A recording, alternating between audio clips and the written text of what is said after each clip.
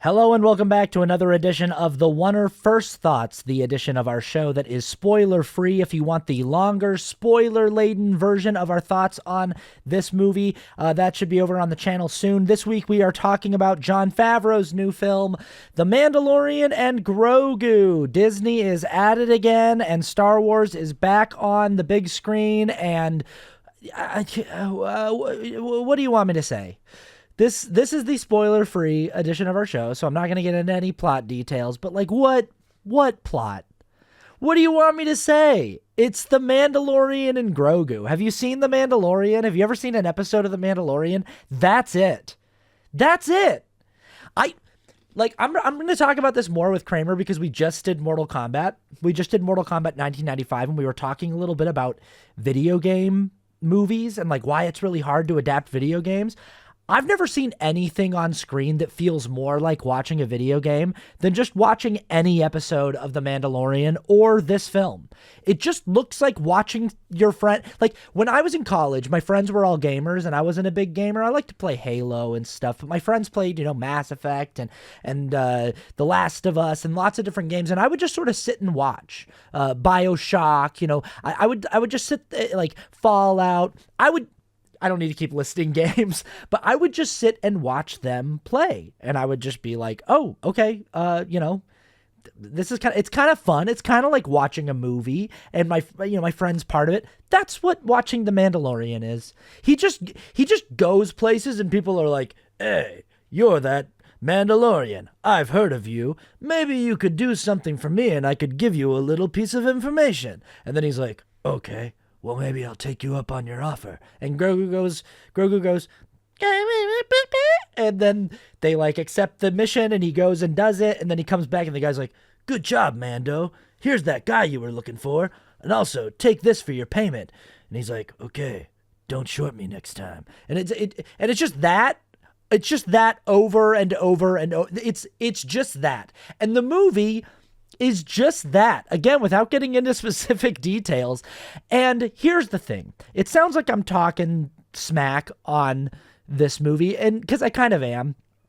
For my personal sensibility, I'm a Tony Gilroy Star Wars fan. Like, I'm the kind of Star Wars fan that I'm like, hey, I grew up with it. It's in my bones. It's in my DNA. I love the original 3 movies. I think the prequels are deeply flawed films, but as time goes on, I find more and more things to like about episode 1 and episode 3. Episode 2 is, I think, absolute trash.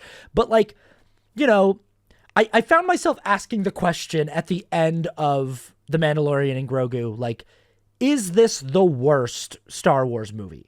Because I kind of think Rogue One is like the best Star Wars movie, and I think Andor is the best thing that's ever been made in Star Wars. That's just to give you a gauge of like where I sit. In the movies, it goes Rogue One just barely edging out Empire Strikes Back, and then it's like A New Hope, Return of the Jedi. I don't know. I'm not sure how it goes beyond that. But I asked myself, like, is this the worst Star Wars movie? So there is that. I was genuinely considering it, and then I thought, no, I don't think The Mandalorian and Grogu is worse than Attack of the Clones, and I don't think it's worse than The Rise of Skywalker. So there you go. There you go. It's not the worst one. And also, I will say this.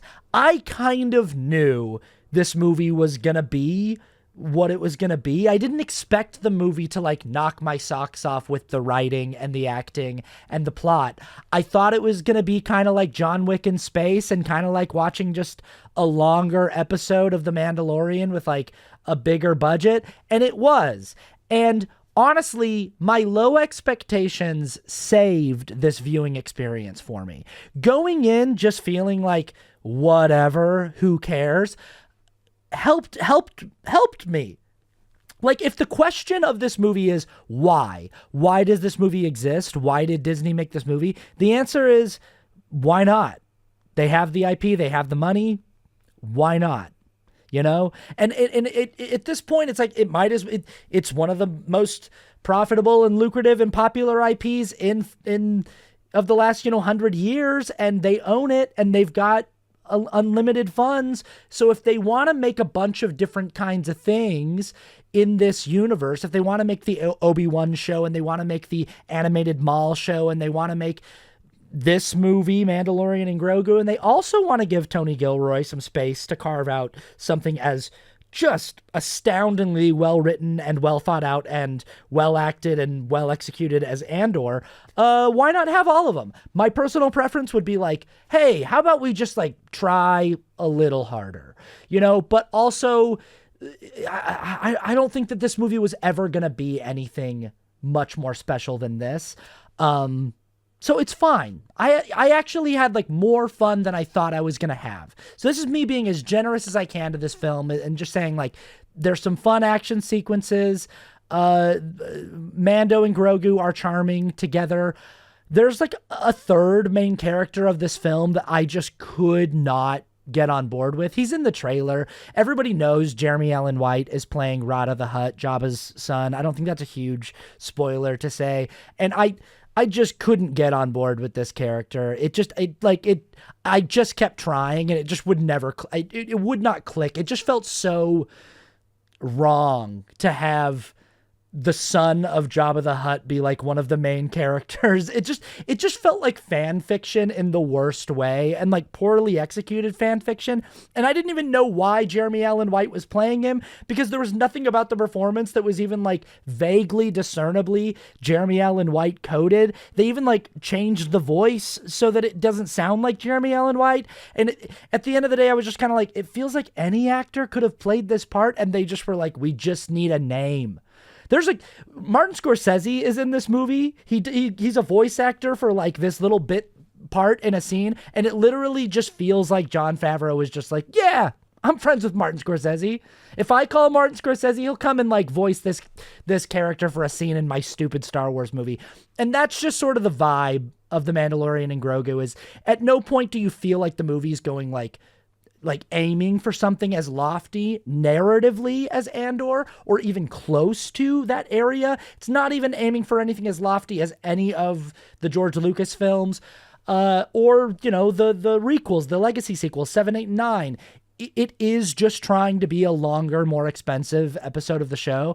And in that vein, yeah, it's fine. If you like The Mandalorian, if that's your show, if that's your brand of Star Wars, then this movie is going to knock your socks off. You're going to have a great time. And if you like Andor and you think that The Mandalorian is just kind of repetitive slop, then yeah, tune into that if you want to watch it and know that's what you're watching. And maybe you'll have a decent time because it's not like the worst slop, but it is kind of slop, in my opinion.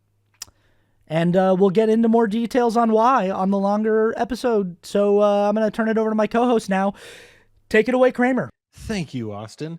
This is my spoiler-free review of The Mandalorian and Grogu. First of all, I had a lot of fun in this movie. Something you need to know about me, I'm not a huge Star Wars fan. Austin was kind of the really big Star Wars fan. I kind of rebelled against it. And then when I got older, I really learned to appreciate it. But I'm not I really like all the movies, but I'm not a huge Star Wars fan. I haven't really watched all the TV shows. I don't know all the lore and all that stuff. I had very low expectations going into this movie. I wanted it to be good. I wanted it to be fun, which I think is what I predicted. I'm going to have to watch that again. But I had a lot of fun. There's a lot of really cool fight sequences in this. The Mandalorian is really cool. The opening sequence is a ton of fun. Grogu, obviously, Baby Yoda is very cute, very funny. It all worked well. That doesn't mean this is a perfect movie. There are a lot of problems with this film. Overall, I had a lot of fun, and I think you really want to go in with very low expectations. Just expect to have a good time and, kind of enjoy the ride. If you do that, I think you will. I think you'll have a good time. If you're expecting something that's going to, add to the lore of Star Wars and like influence the story in a very interesting way or in a different way, this movie isn't really that. It's very, very inconsequential. I mean, that's not really a spoiler. There's nothing So there's not, it really doesn't go into kind of the bigger universe.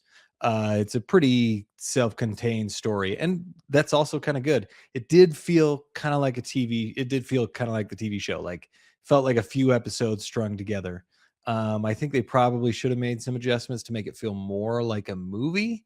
But again, a lot of fun. Visual effects were awesome. They looked really, really good. Oh, and the score was amazing. I loved it. I loved it. So go in low expectations, have a fun time. I went with my two boys and a few of their friends, and we all kind of had fun. Like there were some really cool parts. We were looking over at each other, and so you do that. That's great. If you're expecting more than that, I don't know, you might be disappointed. I'm not sure. It kind of depends on how you feel about all of Star Wars, but if your expectations are in the right place, I think you might like it. So anyway, that's my spoiler-free review. I'm excited to get into this with Austin. He's much more of a Star Wars fan, so I'll see what he thinks, but we will catch you on the next one.